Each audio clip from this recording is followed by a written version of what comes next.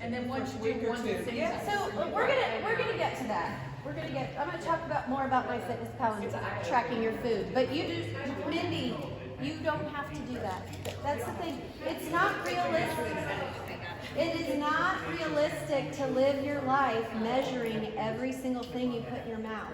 It is a great learning tool, and it's a great thing to get in the habit of. I think it's we're gonna go over that.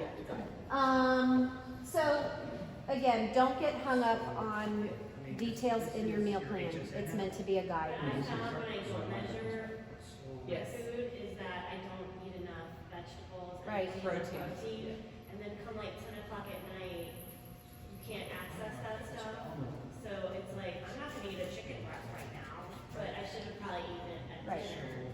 So then I'm like, I'll just eat a couple chips. It is a great learning tool. So that's the issue. Wow. Meal prepping, and that's another thing with the meal plan. You will start to see patterns, and you'll start to find things that you like, and then you can prep that. We're going to give you a 3-compartment container to take home with you today. If you work full-time and you're gone Monday through Friday at lunchtime, even dinner time, it's a great thing to have a 3-compartment container, and any kind of Tupperware is fine. You don't want to be microwaving in plastic, so glass containers are good too. But it's good to meal prep and have things ready to go, because if you don't, you either don't eat and then you fall off the wagon, or you make bad choices and you go to Chick-fil-A. Well, Chick-fil-A is not horrible. No, it's not good. There are good options at Chick-fil-A. you have to make yourself. Rich Froning actually put in a thing that he can have Chick-fil-A work within his macros. Yeah. But yeah, you tend to make bad decisions. Or, people at work are going out to lunch and you're like, yeah, I didn't bring my lunch today, I'll go with you. And you end up getting something you shouldn't eat.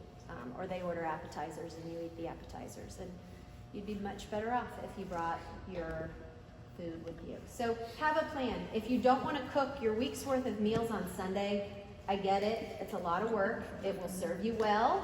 But if you don't, it's okay. But you want to have a plan. So meal prepping is not just making all your food and you see people with Tupperwares lined up on their counters and everything ready for the whole week. That's awesome. I'd give you A+. But I know it's not realistic for everybody, but you need to have a plan and know what you're going to be doing each meal during the week. And oh goodness, that is funny. Those were real emojis. And I transferred it over to put it on this computer and it changed them. I like them though. I don't know what they are now. I don't know what they are. Is that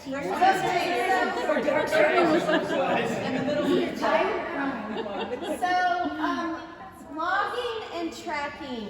I know you don't have to live your life weighing and measuring your food and writing down everything you put in your mouth. But for the purpose of this challenge, it is a really good learning experience. It helps me help you. It can be eye-opening, especially if you are weighing and measuring your food. You might realize, gosh, and you think you're eating healthy, and then you realize that you're double the fat amount that you should be eating in a day. It's even healthy fats. It's real easy to do. Or you're not getting enough carbs. I think when people start eating healthy and really lock down, they actually aren't eating enough. So this is going to help you round out your meals and make sure, and you might be kind of low on protein after breakfast and know that you need to step it up at lunch and dinner. Or you might be low on carbs. You might have only had broccoli at lunch. At dinner time you can have a starchier carb. So it can be eye-opening. It's a good learning tool. I would encourage you to do it even if it's 3 or 4 days, just to see what you're eating and how it balances out. MyFitnessPal can be linked through the app. You should have gotten instructions on how to do that. If you need help, I can help you do that. I can also send you instructions again if you missed that.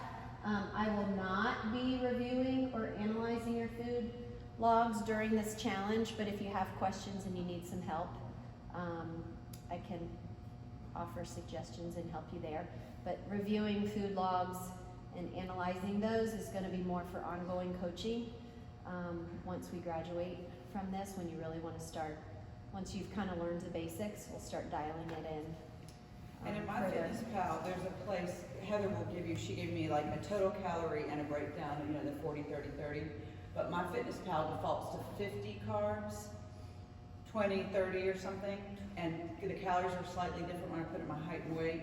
So there's a place in there that you can make it exactly equal hers, Yep. what she gives you, so you're not going, hey, I need to be.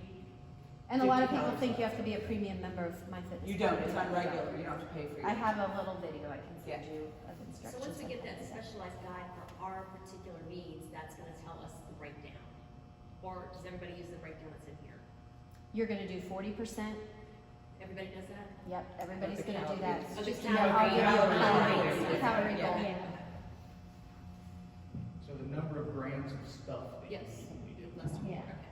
And then the weekly meals will be geared towards our number. Yeah.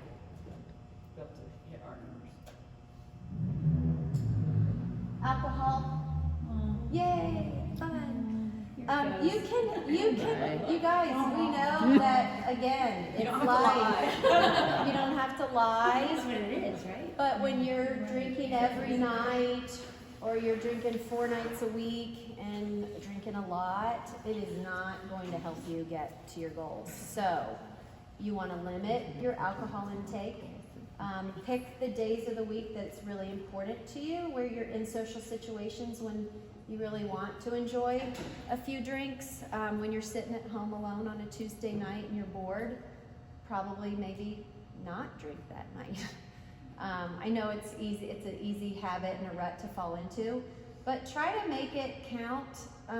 You know, don't have it be every night when you're bored or when you're alone.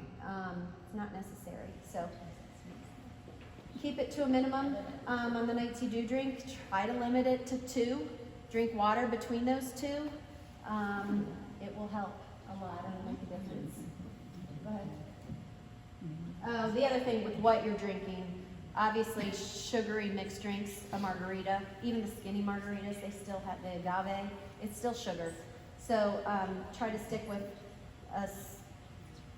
alcohol and soda water, wine, light beer. Yeah, the IPAs, a lot of calories in those. What about morning time coffee? What about a drink in the morning? All right, so eating around your workout. We talked about this at the beginning. Meal timing, not as important as what and how much you're eating, but if you feel like you have a good handle on that and you're ready to tackle eating around your workouts, it's something good to focus on. Before your workouts, before and after, you want to be carb and protein focused. Less fat around your workout.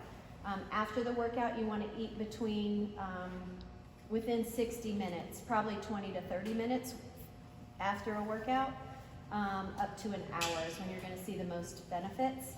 And it's okay to work. If you work out early in the morning, it's okay to work out in a fasted state. But if you want to have something, carb and protein is best. And after the workout, within 60 minutes, carb and protein. And before workout, liquid is good if you feel, you don't want to eat something heavy. So protein supplement, a shake is good before a workout. You want to make sure you hydrate before and after. Chug a big glass of water when you're done. Protein powder is a great way to supplement protein, and it's an easy way to get it right when you're done working out. You'll see in the Healthy Steps Nutrition